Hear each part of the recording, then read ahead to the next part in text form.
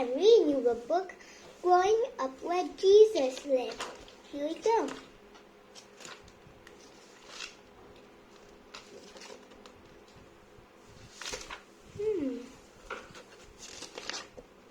Introduction.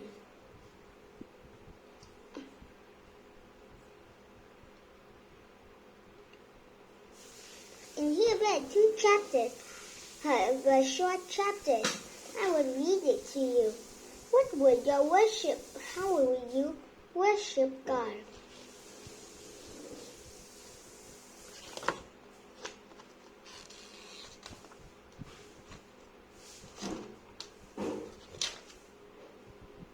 How would you worship God?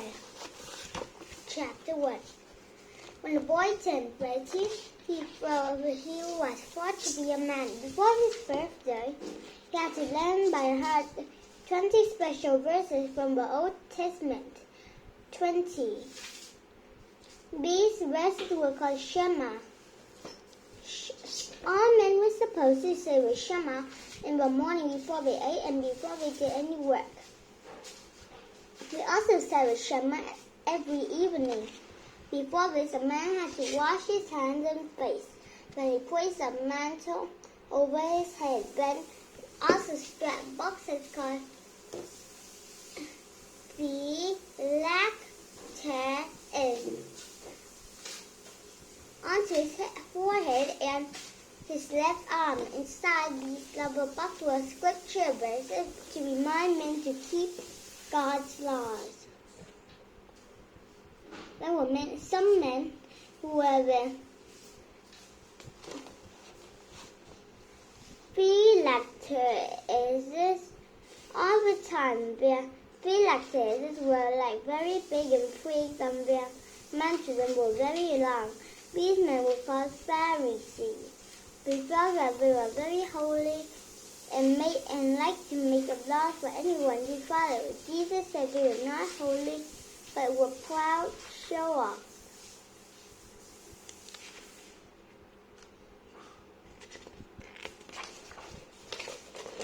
One of God's commandments were the 7th day would be the day of grace. So Jesus counted Sunday as 7 days and called it Sabbath, meaning rest. The Sabbath began in Friday evening after sunset and lasted until the sun went down on Sunday.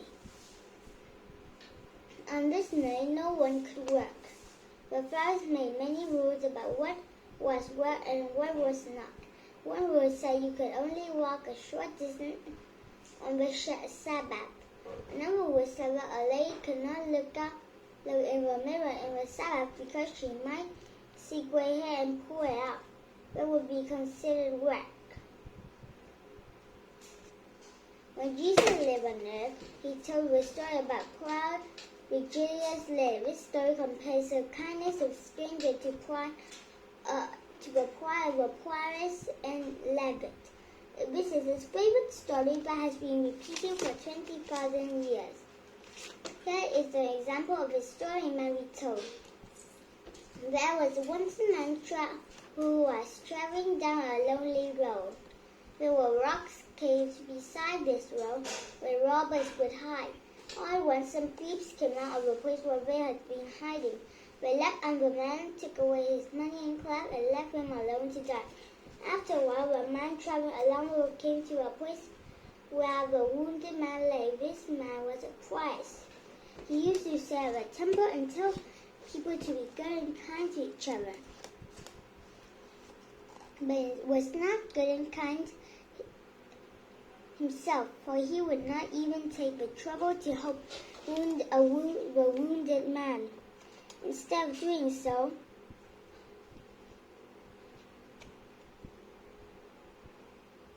he crossed over the side of the other road and pretended he did not see him.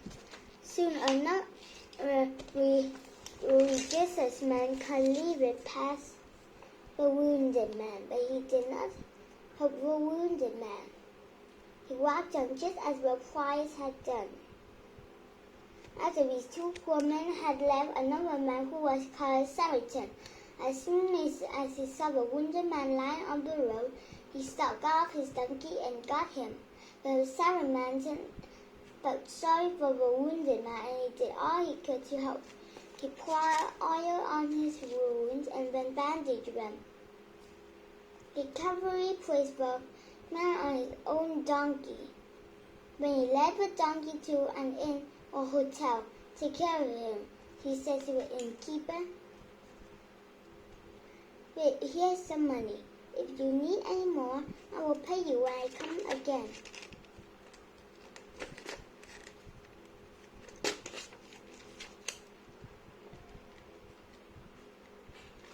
Chapter 2. The Passover Visit to Jerusalem. The trip to Jerusalem for Passover was an exciting adventure for Jewish children. Here is a fictionary story for a boy named Joshua and his first visit to Jerusalem. Joshua was hot, tired, and dusty as he walked up the Mountain of Olives, the last hill to the road over to Jerusalem. He had been walking uphill all day. 5 days ago, he had left Nazareth in a large caravan, which included his parents and his uncle Reuben and Aunt Rebecca. His youngest sister, Esther, had stayed at home with grandmother.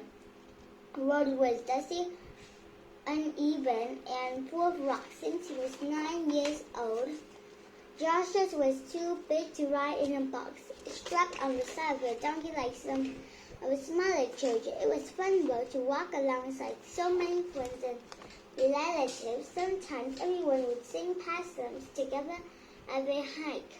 When Joshua came to the top of a hill, he got his first look on the great city of Jerusalem. The 100 tops of buildings could be seen behind the city. As they walked down the hill, he saw beautiful homes, well-kept gardens, and people setting up tents.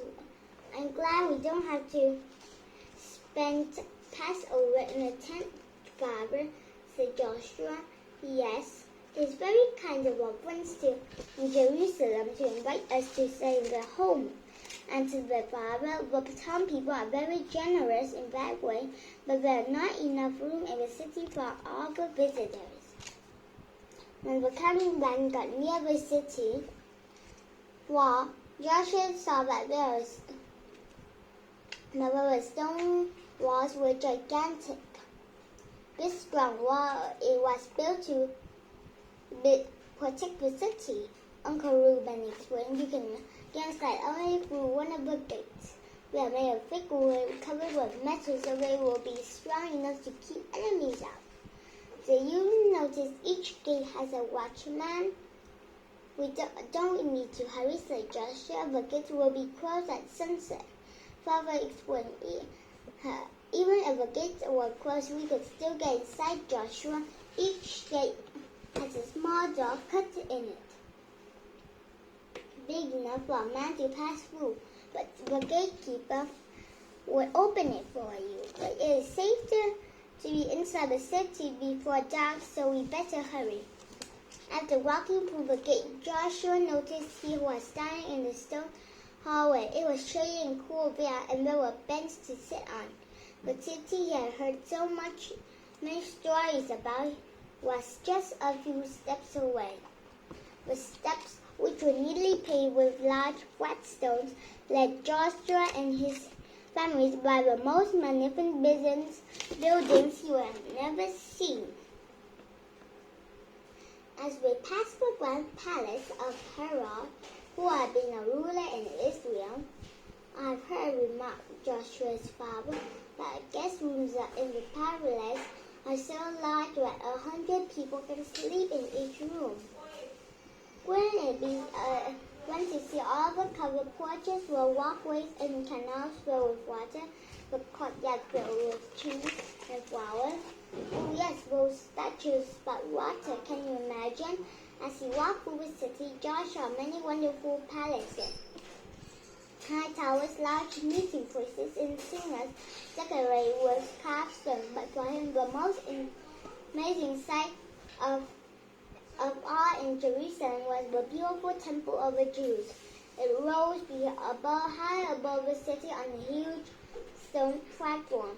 The top part of the temple shone so brightly it almost made Joshua's eyes hurt. He couldn't wait to visit there. It seemed to Joshua the city was alive with people. He had met wealthy men and women with them and mantles trimmed with red. He saw Roman soldiers with their swords standing alongside Pharisees praying in the street corners. The sight of sick and were begging for food and slaves being brought to the marketplace made Joshua sad. The streets were crowded with strangers from far countries and visitors from all over Israel who would like to come like himself into Jerusalem for the Passover. Horse-drawn chariots carried people passing through the streets. Donkeys were pulling carts packed with things to sell. Those without horses or donkeys were carrying huge bundles on their backs. Everyone seemed to be going to a marketplace just ahead. When we got there, Joshua was amazed. "I've never seen many things in this market. Marizah," he exclaimed, "you could buy anything you need here." "And yes, and even things you don't need," laughed his mother.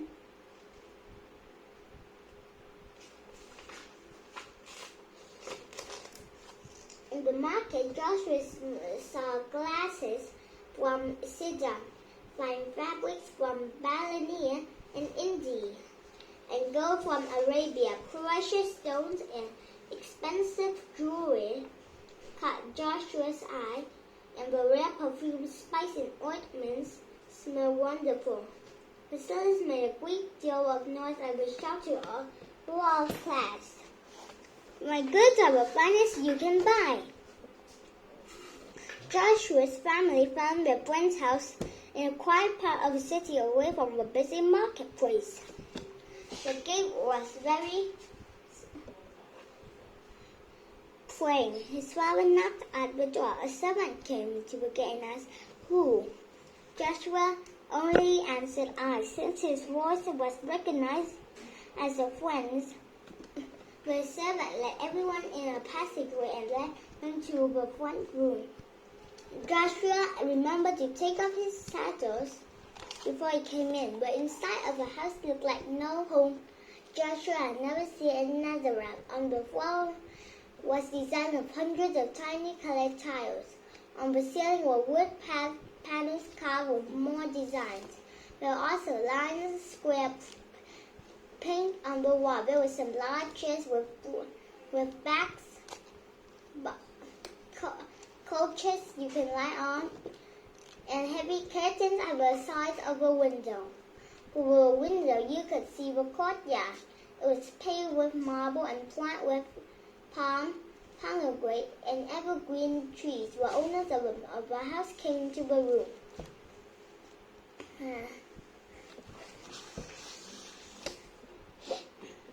They were glad to see Joshua's family. "Pleased to meet you, Simon," said the man said, "and to your family." Then he kissed Joshua's father on both cheeks. "And pleased to meet to you," replied Joshua's father. The man spoke to the servant in a low voice, and the servant left. Soon the man's wife brought glasses of cool water for everyone. The drinking glasses were made of perfectly clear glass, and Joshua's mother remarked how lovely they were. Joshua was very careful with his glass. The servant came back carrying a large copper bowl and a pitcher of water and some towels on his shoulder. One by one, he washed and dried each person's feet. The cool water felt good on Joshua's hot feet. That night, preparation for the Passover began. The father of the home lit a candle, and without saying another one word, looking through the house for leaven, the yeast used to making bread. It had to be thrown out, and only unleavened bread could be eaten at Passover and a whole week afterwards. The blowing of temple trumpets woke Joshua the next morning. There would be many things to do because Passover was that night. The woman had to see the food that was brought and prepared. Joshua's mother made sure the family's clothing was clean and mended for the feast.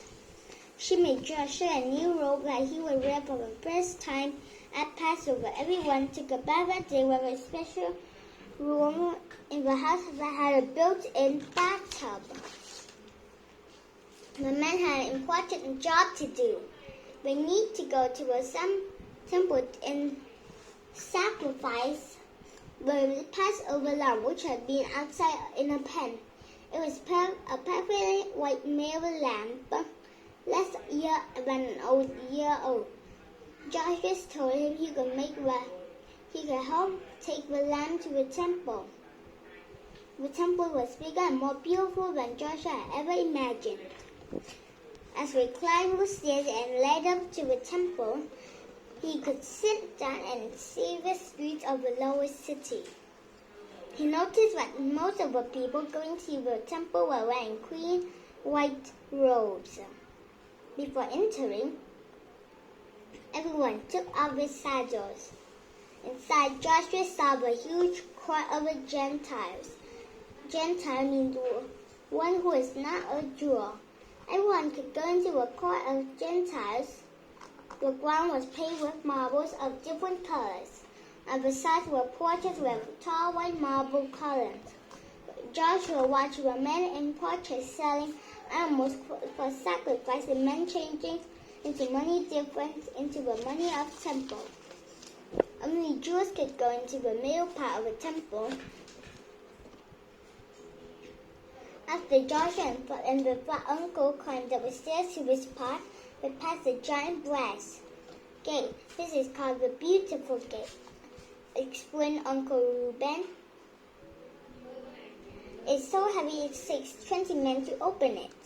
Once through the gate, they were in the women's court. It was called so because women could go no farther into the temple. Joshua stayed there while the men took the lamb into some curved steps and further inside.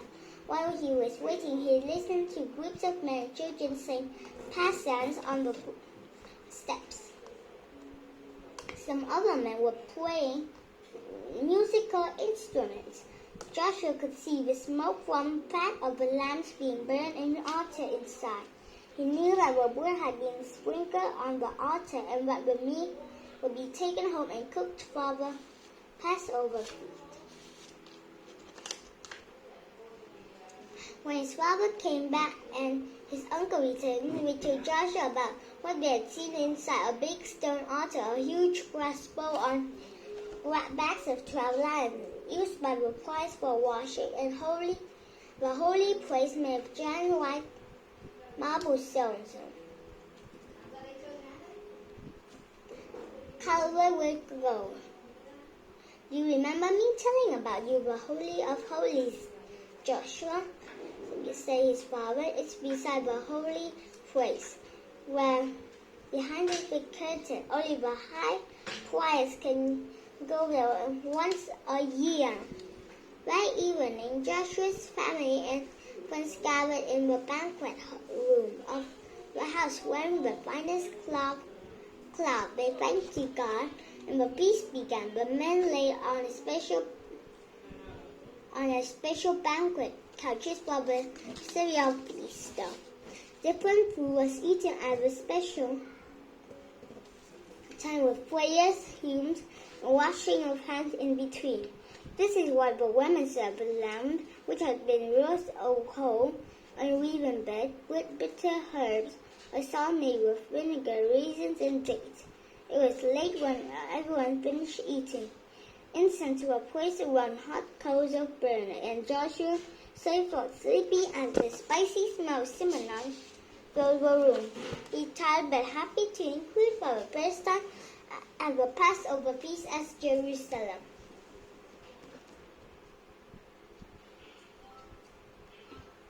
The Passover feast that Jesus ate with his disciples was a very special one. We call it Last Supper. It took place the night before Jesus died on the cross. The unleavened bread and fruit of the vine was served. Jesus said it was like his body and blood. He knew he would be hung on the cross next day. Jesus knew that he would come back to life after 3 days and that he could give eternal life to those who believed in him. By dying, Jesus took the punishment for the sins of the whole world. Those who believe will live forever with God in heaven. We have the Lord's Supper or communion at church. We think of death as Jesus and what it means for us. This is what we celebrate instead of Passover, because now Jesus is the perfect Passover lamb. Bye-bye. See you later.